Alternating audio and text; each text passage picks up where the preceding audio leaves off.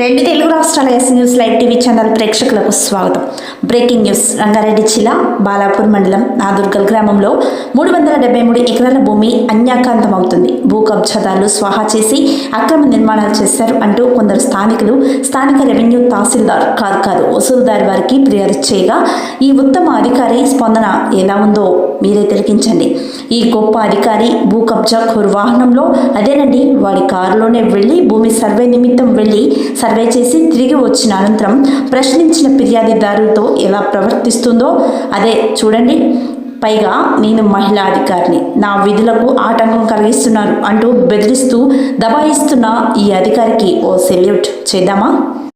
ఇటువంటి అత్యుత్తమ సేవకులను ప్రశ్నిస్తారనే నేపంతో ఆపరేషన్ ఖాగార్ లాంటివి ఏర్పాటు చేసి అమాయకులను నిర్వీర్యం చేసిన సంగతి విదితమే. గత గులాబీ పాలనలో రెవెన్యూ వసూలుదారులపై పెట్రోల్ దాడి లాంటి సంఘటనలు ఎందుకు జరిగాయో ఆలోచించండి అంటున్న విశ్లేషకులు, సామాజిక కార్యకర్తలు.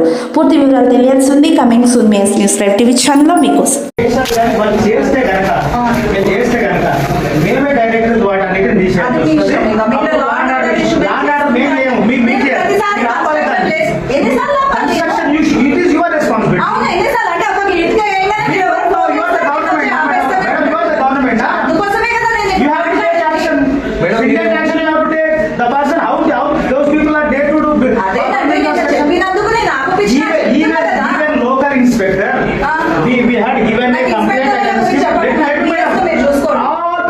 Officials who are corrupted by those people are not taking any action.